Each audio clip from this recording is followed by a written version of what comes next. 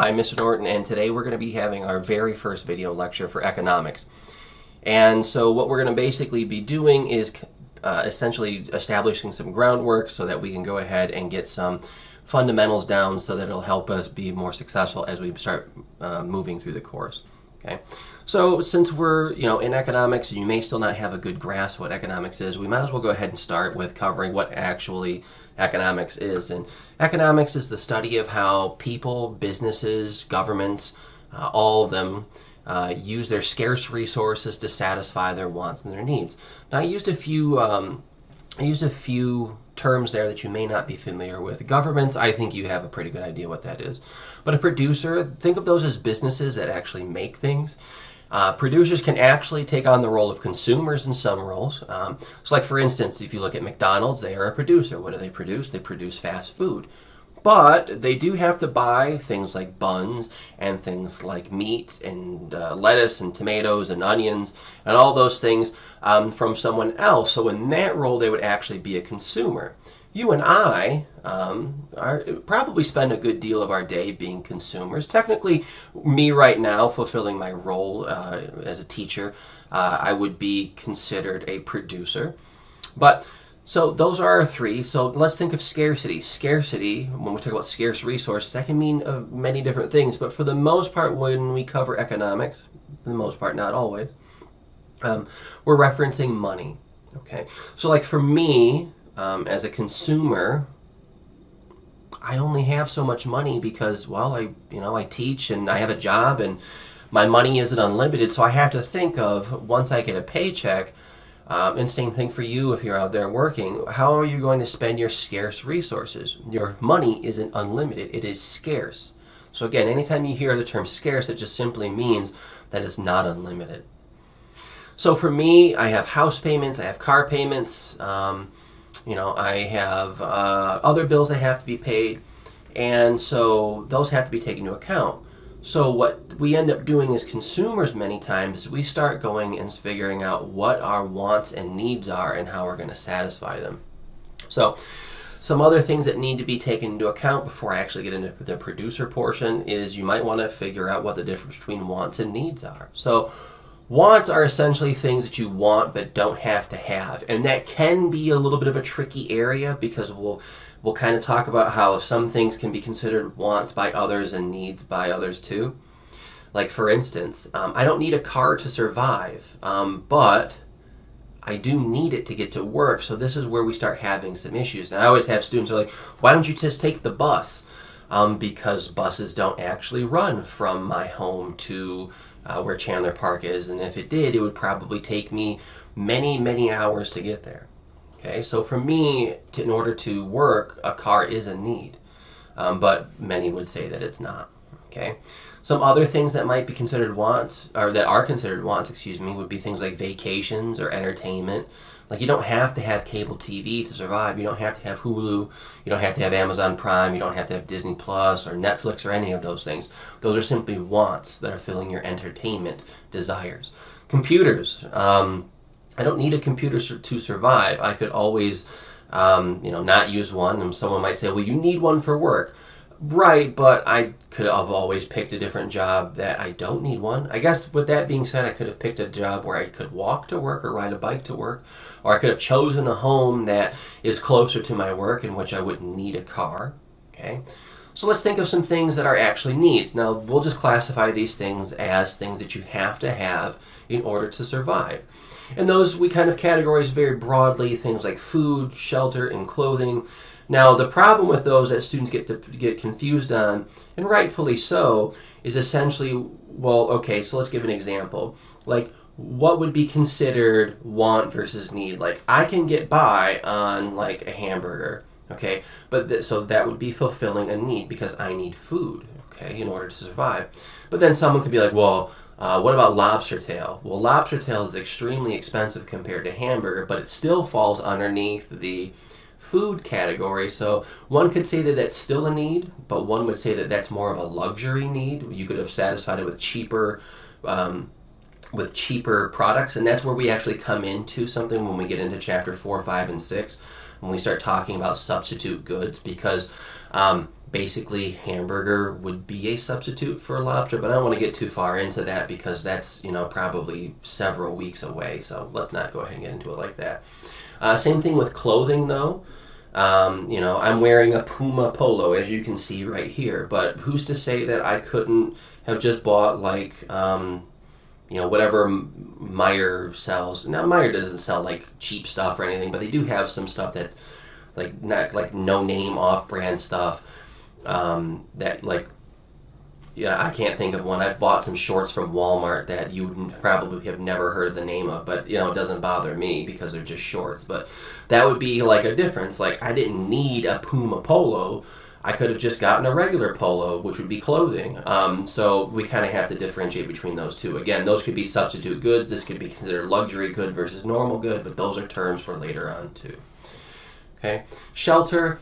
Shelter, easy, things you live in. I'm fortunate enough to live in a very nice home because my wife makes so much more money than I do. Throwing shade at myself.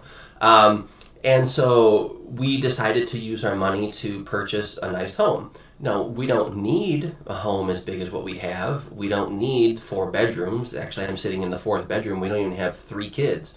We have 2 kids, so we actually have the extra one where I'm at right now. So, we kind of spent the extra money to fulfill one of our needs when we could have actually spent less money. So, again, the whole point is to try and figure out the difference between wants and needs. I'm sure you can look around your life right now and figure out what your wants and your needs are. And so it's, like I said before in some of our other meetings, that basically the nice thing about economics is you can look around your world and basically say, hey, those are the things we're talking about in class. Okay, so I want to get back to how scarcity impacts consumers, because the whole time I've been talking, essentially, it's been about how does scarcity impact me as a consumer. Well, I've used this before. I'm going to use it again. Can see if it shows up. Yep. Okay, so this is Whiteout, and it's by Bic. And Bic makes a bunch of different things, bunch of different products. They make the Whiteout I just showed. They make lighters. They make different types of Whiteout other than the one I just had, like the one that's the liquid stuff. They make my favorite brand of pencils. They also make some of my least favorite brand of pens, those round stick Bic pens that come in blue, black, and red that schools tend to hand out, and they die after about 13 seconds of writing. And they're not very comfortable to hold. But they do make other pens too that I enjoy. But what I'm getting at, though, is that basically Bic does not make cars. Bic does not make, I actually have one right here. Bic does not make deodorant. Okay, Bic does not make cell phones. Bic does not make sunglasses, and Bic does not make gaming headsets. So you can see they don't make a lot of things. So how did they come to the decision to make that? Well, they had to take into account their scarce resources that they had, the money they had in all likelihood, and figure out what could they actually produce that would get them the most profit. And profit, you should know what that is. That's when you sell something for more money than it costs to make it. So for them, they chose to make pens and razors and pencils and Whiteout and all the other things that maybe I just totally forgot about because they make a number of different things. Okay, let's take a look at something else. You can take a look at Walmart. Walmart has scarce resources. Now, they're one of the most wealthy businesses that exist on earth, but they don't sell everything. What they do is they go out and they buy from other producers. So when you buy cereal from Walmart, Walmart didn't make the cereal. They bought it from Post, or they bought it from Kellogg or someone else. Or if you buy pizza rolls, they bought it from that company. Okay, so then they're just reselling it to you. So that's what they've chosen to do. They think they can make the most money by offering the goods that are within their store and selling it to you. And obviously, if something doesn't sell very well, what do? Well, they choose to take their scarce resources and sell something else. So that's why you have things that aren't very popular come off the shelves. And one of the reasons for that is because Walmart and other retailers don't want to sell it anymore. But there's also part from the producer too. Like if Bic, getting back to it, if Bic found out that these weren't really making them as much profit as they were hoping for, what they'll do is they'll take the scarce resources, the money that they had set aside to produce these, well, they'll take that money and produce something either new or more of things that they already make in order to generate more profit. So those are the things that they have to keep in mind. So the last thing I want to go ahead and get into is scarcity essentially leads to three questions. And depending on what type of government you live under, it's answered differently. So the first one is what's going to be produced, okay? So what's going to be produced is pretty easy. We already covered that. BIC makes this and a bunch of different things. HyperX, I don't even know if that's really the host company, but they decided to make gaming headsets and a bunch of different things. Blenders, which is who makes my sunglasses, they make sunglasses only, okay? So they decided, the producers decided that that's what they're going to make. Now some might argue the consumers go ahead and decide what's going to be made.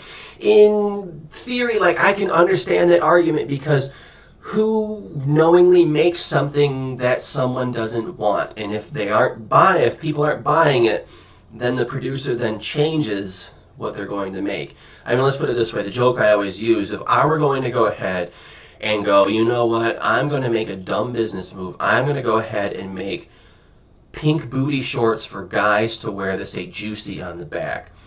Now, while some of you, I no doubt some of my students that I've had come through may be interested in a pair of those, no judging, that's what you want to do on your free time, that's fine. But I'm guessing from experience I wouldn't sell too many of those. And so it wouldn't be smart for me to do so. But as a producer, I am free to make those choices in the United States. Now, if we look at some other instances in governments that have existed over time, I, as a producer, I'm not even a producer. There are no producers in terms of private businesses, because in certain cases, it's the government that chooses what's going to be produced. So if we go ahead and look back at the Soviet Union, I don't know how much you would have had as far as experience with that in your history courses, but a lot of the things that were made were basically because the government told you that's what was going to be made. If they were going to go out and say red cars are what's going to be made, then red cars are what's going to be made. Okay. So how's it going to be produced? Two answers for that. Again, depends. If you're in a place like communist Russia, back in the day, then it's the government telling you. But as a producer in a place like the United States, you're the one who decides how things are going to be made. Now, that can vary. It really depends on the type of resources and technology you have. But the whole goal is to make something as efficiently as possible. How you decide to do that will be up to the producer. Now, who's going to get goods and services? That comes down to two things. The government can say who gets it. And in some cases in the United States, you have that too. Like, for instance, I don't qualify for government benefits like EBT. So the government has flat out told me I don't get those resources. The government does provide like funding for housing. Again, fortunately, I'm in a situation where I don't qualify for that. So the government has flat out told me I don't get that. Same thing for cases where people don't perhaps make enough money and have to use Medicaid, which is the government pays for a portion or all of your health care. So I make too much money to qualify for that. So the government has told me I don't get those things. So you can see how the government decides who gets what in this case. But there are other products that we all get access to too. Like, for instance, I went to a public school from kindergarten through 12th grade. And the government has basically come out and said everybody gets access to that. So we can again see how the government decides who gets what. Now, in the other thing too, like we're talking about the other side of the story, it can come down to who has the most money. Like, for instance, my father has a Corvette. I don't. Now, how is it that he was able to get a Corvette? Because he had the money for it. The government didn't come in and say, Mr. Norton's dad will get a Corvette and Mr. Norton will not. Okay, that just basically comes down to who has the money. Okay, what I do have, like for this, why do I have this stick of deodorant? Again, it's weird that I'm holding one in my office, but that just happened to be on the desk for some reason. I think my kid put it in here or something because he was getting ready.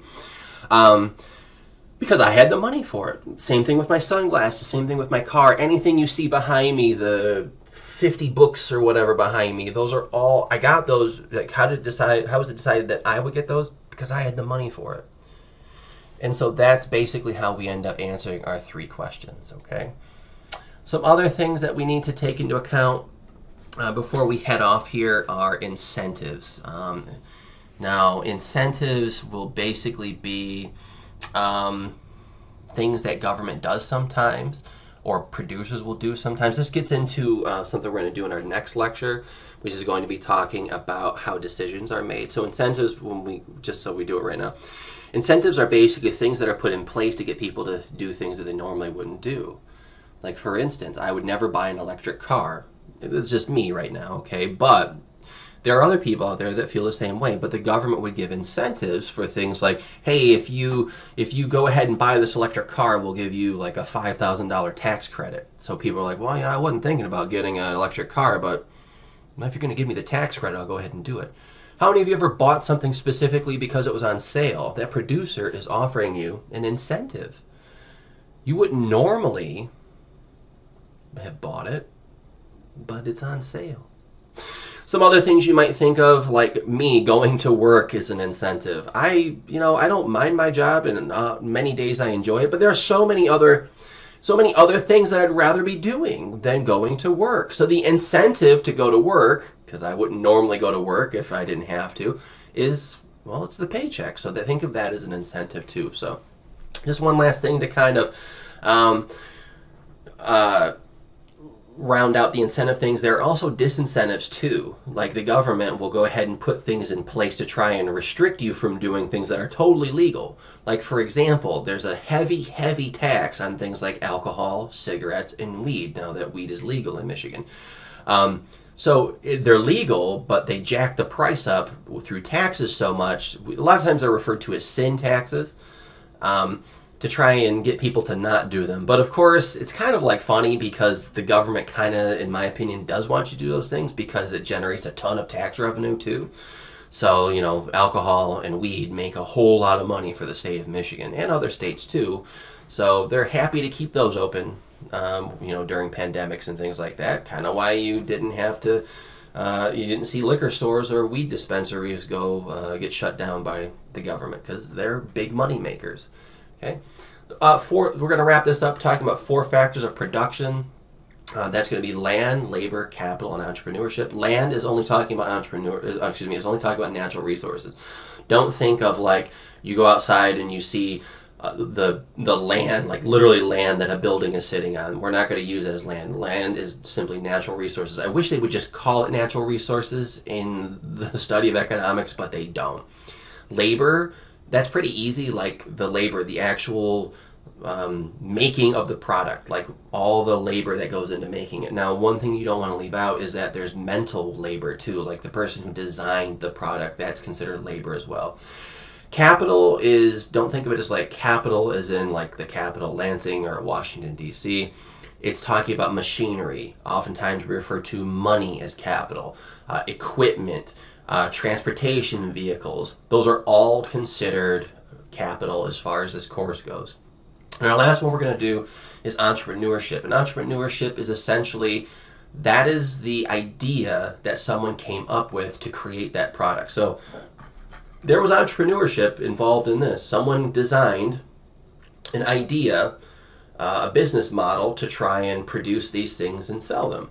And any business that is functioning is a product of entrepreneurship. And you can't actually have any products be made without all 4 of these things being there. Like, could you imagine if I had land, I had the natural resources, I had people willing to work, and then I had the idea, but then I didn't actually have any machinery, and I didn't have any way to distribute it, and I didn't have any, just money at all. I mean, it doesn't get made. Think of it the other way. What if I had natural resources? What if I had machinery and all those other things? What if I had entrepreneurship, but then I didn't have any labor? Like, nobody was willing to work for me other than me. I guess the labor would be me, but what if I couldn't work? Then you don't have a product that's made. So that's going to wrap it up.